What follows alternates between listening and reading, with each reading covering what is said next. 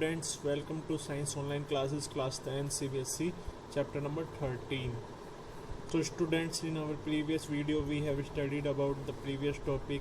Name of the previous topic is electromagnetic induction, and in this video we are going to start our next topic. Topic name is electric generator. So इस video में हम पढ़ेंगे electric generator के बारे में. इससे पहले हम इलेक्ट्रिक मोटर के बारे में पढ़ चुके थे. Based on the phenomenon of electromagnetic induction, the experiment studied above generate induced current which is usually very small. This principle is also employed to produce large current for use in homes and industry. In an electric generator, mechanical energy is used to rotate a conductor in a magnetic field to produce electricity. Means क्या होता है कि electric generator में क्या होता है, उसमें mechanic energy को कन्वर्ट किया जाता है इलेक्ट्रिकल एनर्जी में. तो वो कैसे किया जाता है उसके लिए हम ये डायग्राम देखेंगे. ये कुछ डायग्राम इलेक्ट्रिक मोटर के डायग्राम के जैसा है. तो इलेक्ट्रिक जनरेटर में होता क्या है, इलेक्ट्रिक जनरेटर में टू मैग्नेट्स होते हैं, फिक्स मैग्नेट्स होते हैं. इसके बीच में कोयल होती है, रेक्टेंगल कोयल, जिसको कि यहाँ पे ये ABCD करके दिखाया हुआ है. ये रेक्टेंगल कोयल है, ठीक है.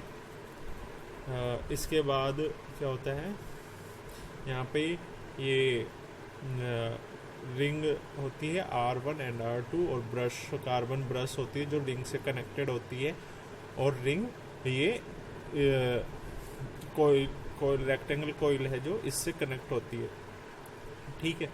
तो इसमें क्या किया जाता है कि इस रेक्टेंगल कोयल को इन मैग्नेट के बीच में रोटेट किया जाता है. जब इसके बीच में हम रोटेट करेंगे तो क्या होगा, ये मैग्नेटिक फील्ड के बीच में जब ये रेक्टेंगल कोयल रोटेट करेगी तो ये इलेक्ट्रिसिटी मतलब इलेक्ट्रिक करंट प्रोड्यूस करेगी. वो क्यों करेगी, हमने फ्लेमिंग के राइट हैंड के रूल को पढ़ा था, क्योंकि जब भी हम मैग्नेटिक फील्ड में ये रेक्टेंगल कोयल को मूव कराते हैं तो इलेक्ट्रिक करंट प्रोड्यूस होता है, ठीक है. तो फर्स्ट जैसे हम इसको ये रेक्टेंगल कोयल है, इसको हम रोटेट करेंगे क्लॉकवाइज डायरेक्शन में. इस तरह से ये अप साइड जाएगा, और ये वाली CD वाली साइड है जो ये डाउन साइड जाएगा. जब ये रोटेट करेगा, जो करंट की जो डायरेक्शन है वो किस तरफ से होगी, A से B की तरफ, और CD में किस तरफ होगी, C से D की तरफ.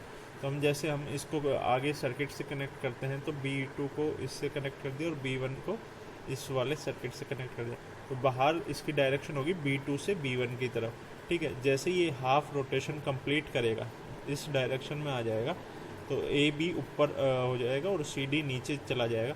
तो जैसे ये AB इस तरफ जाने को होगा और CD इस तरफ आएगा, तो CD की जो डायरेक्शन है वो अप साइड हो जाएगी और AB की डायरेक्शन वो डाउन साइड चली जाएगी.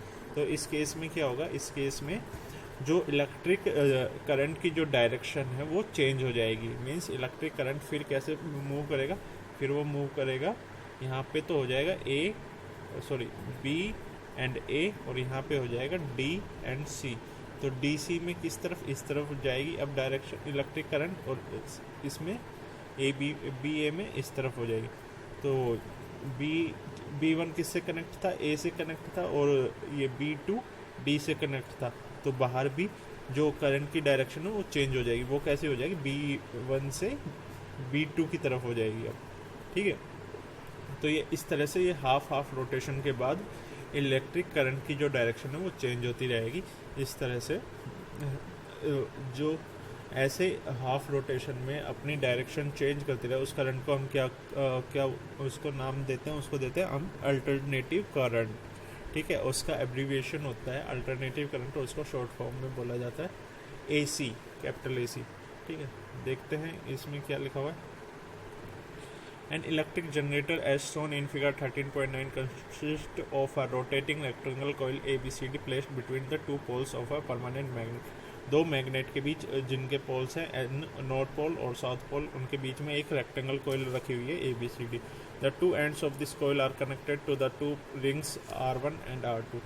जो दोनों ये रेक्टेंगल कोयल के जो दोनों पॉइंट है वो R1 और R2 जो रिंग दी हुई है उससे कनेक्टेड है, ठीक है. The inner side of these rings are made insulated जो इसके इनर साइड है, रिंग्स के इनर साइड है, वो इंसुलेटेड होते हैं to the two conducting stationary brush B1 and B2 are kept pressed separately on the rings R1 and R2. R1 और R2 से क्या कनेक्ट रहते हैं, कार्बन ब्रश कनेक्टेड रहते हैं, जिनको नेम क्या दिया हुआ है B1 and B2. The two rings R1 and R2 are internally attached to an axle. The axle may be mechanically rotated from outside to rotate the coil inside the magnet. ठीक है. Outer ends of the two brushes are connected to the galvanometer to show the flow of the current in the given external circuit. जो brush है B1 and B2 उसको किससे connect कर दिया हमने, galvanometer से कर दिया. गैल्वेनोमीटर क्या होता है, वो करंट की वैल्यू और उसके साथ साथ उसकी डायरेक्शन को भी बताता है हमें. ठीक है. When the axle attached to the two rings is rotated such that the arm AB moves up and CD moves down in the magnetic field produced by a permanent magnet, let us say the coil ABCD is rotated clockwise in the arrangement shown in figure 13.19. By applying Fleming's right-hand rule, the induced current are set up in these arms along the direction AB and CD. ठीक है. अभी हमने देखा था जब ये हम इस कोयल को अगर क्लॉकवाइज डायरेक्शन में रोटेट करते हैं तो जो करंट की जो डायरेक्शन है वो कैसे होगी, ए से बी की तरफ और सी से डी की तरफ. Thus an induced current flow in the direction ABCD. In there are larger number of turns in the coil. The current generated in each turns adds up to give a large current through the coil.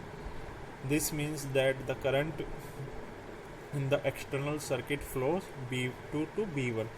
और जब हम इसको देखते हैं अंदर जो generator के अंदर है उसमें तो ए से बी की तरफ और सी से डी की तरफ जो करंट जनरेट होगी, और अगर हम बाहर के सर्किट में देखें तो B2 से B1 की तरफ करंट फ्लो करेगी. ठीक है. After half rotation arm CD starts moving up and AB moving down.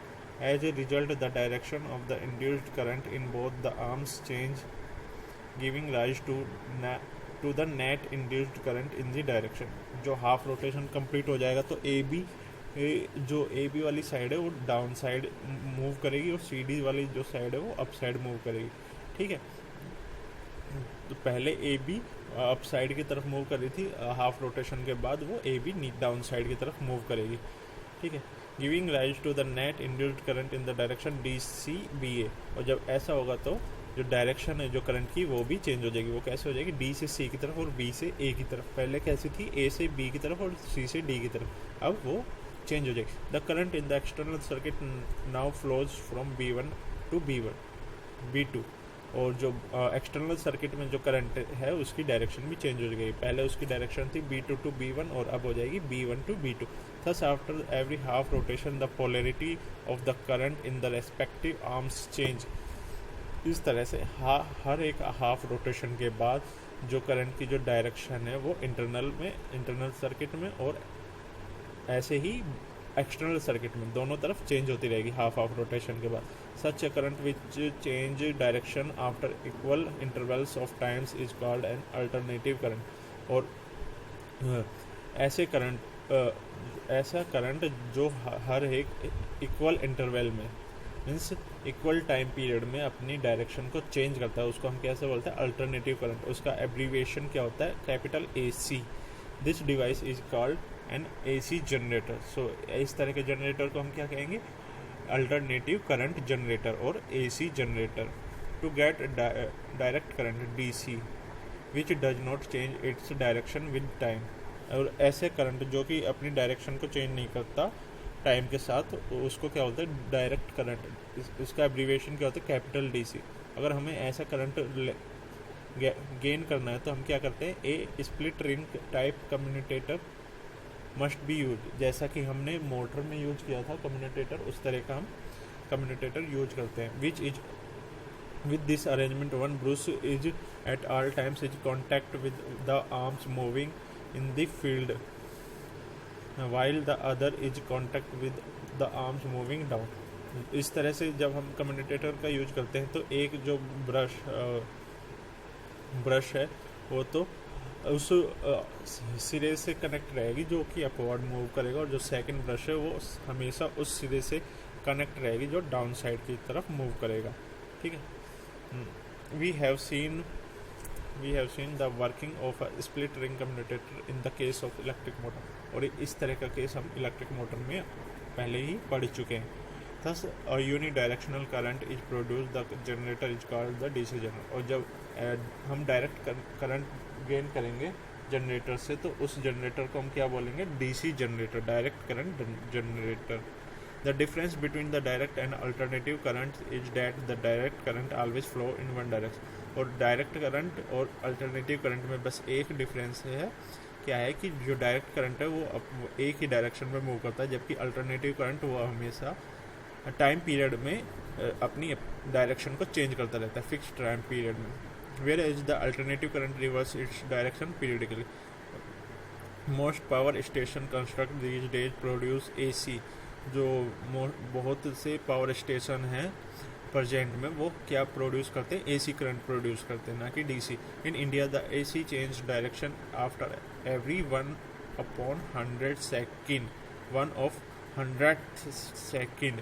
और जो इंडिया में जो एसी करंट है उसकी जो डायरेक्शन है वो हमेशा 1/100 सेकेंड में अपनी डायरेक्शन को चेंज करता है। इसका मतलब क्या है कि उसकी जो फ्रीक्वेंसी है, एसी करंट की फ्रीक्वेंसी है, वो कितनी है? 50 हर्ट्ज है। ठीक है।